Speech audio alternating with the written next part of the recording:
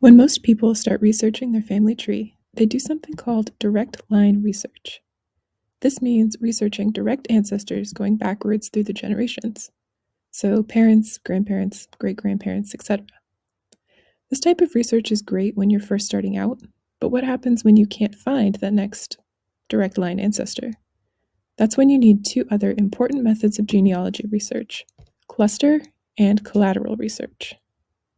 Hi, I'm Rachel Christian with Family Tree Magazine, and in this video I'm going to give you a brief overview of what each of these methods is and why you should use them.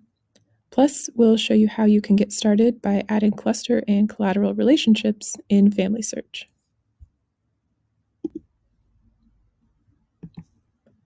Cluster research examines the clusters of individuals who lived in your ancestors' community.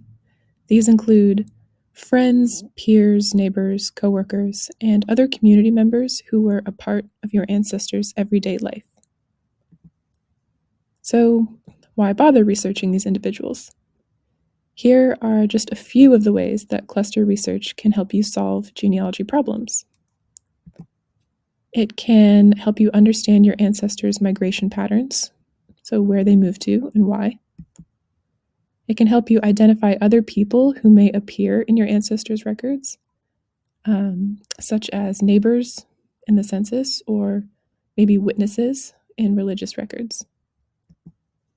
And cluster research can also lead you to surprise relatives. For example, if you were to find neighbors in the census that have the same surname and the same place of birth, that might indicate that those are not just neighbors, but relatives. Basically, researching your ancestors' cluster teaches you a lot about them, their hobbies, their friends, their religious affiliations, and more. Plus, they can lead you to relatives along the way. Now, collateral research investigates your non-direct line ancestors.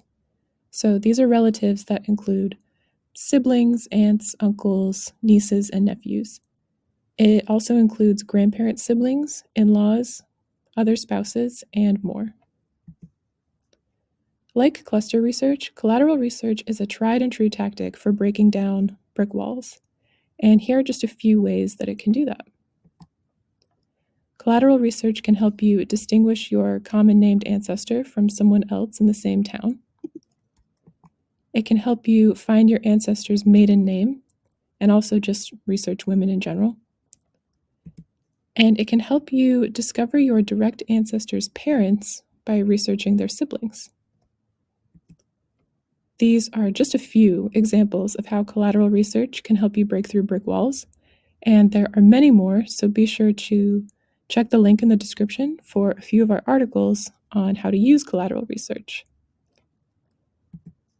Now I'm going to turn it over to my colleague Amanda Epperson, and she's going to show you how you can add both cluster and collateral relationships in FamilySearch, using an example from her own tree. FamilySearch has added other relationships to their family tree as a way for you to document, well, other relationships like neighbors, coworkers, or household members. So first navigate to the person page of the individual you'd like to add another relationship to, and you can find the other relationship field at the bottom of this person page. Then you want to click on Add Other Relationship, and then the Add Other Relationship box will open. So your first task will be to choose one of the 8 relationships that FamilySearch has already provided for you. Now, at present, there is no way to add in a relationship if you don't see one that you need. So if you don't see what you want, then I would just select the closest one. So right now, I am going to choose household. And I click on that, and then it comes up with the options or the relationships as head of household and occupant. But I know that Magdalena was the resident, so we're going to click on this button here to switch the roles. Then I want to add the head of household, so I click on Add Person, and I will add in the name E.H. Story. And then you need to enter in the gender and whether they're living or deceased. And then if you want to, you can enter in the birth and death dates if you know them. And then you will click on Next, which is almost off the screen right there. And then FamilySearch will look for this person in the tree, and in my case they did not find a match, so I would want to create a new person. And the person was successfully created, and then I'll click on Save. And you'll see over here is the relationship with E.H. Store. He's head of household. If you want to add someone already in your tree, perhaps to indicate that several cousins work together at their grandfather's country store, then find the ID number for each cousin and then add them by ID number to ensure that you are matching up the same individuals. A person's ID number, which consists of 7 characters, so in groups of 4-3, is displayed just about anywhere where you see a person's name. And here you can see it on Magdalena Larson's page, right underneath her name on the person page. Clicking on the pencil icon will open the household edit screen, and this will allow you to add events, sources, and notes. Now, whatever relationship you have chosen, what you can add in, particularly in the event screen, will change based upon that relationship.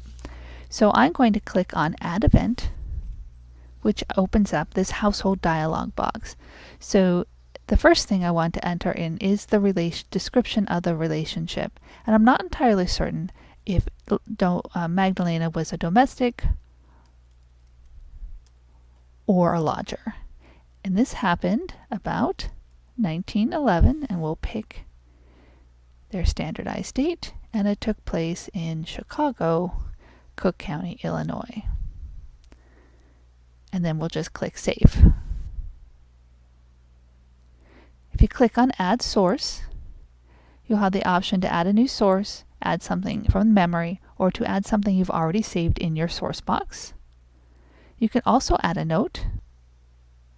If you click on Add Note, a dialog box will open where you can add a title for your note, and this is important because you can add more than one note, and this way you can tell them apart. So I'll just type in my title and a quick note about Magdalena. And you have 10,000 characters that you can use for this note, and that's about 2,000 words. So then you want to click on Save. And so this is where you can see the relationship notes, and that's why you want to give it a title, and then you can click on that and add a new one and add more information. You can cancel out of that. And you can also add a new one, which gives you the blank screen again. And then you also have the option under Tools to see all the changes you've made, and also to delete the relationship entirely. So we'll X out of that, and then there's the other relationship stored in FamilySearch for you. That's going to do it for this video. Be sure to check the description box below for more information on cluster and collateral research, and be sure to stay tuned for more videos. Bye.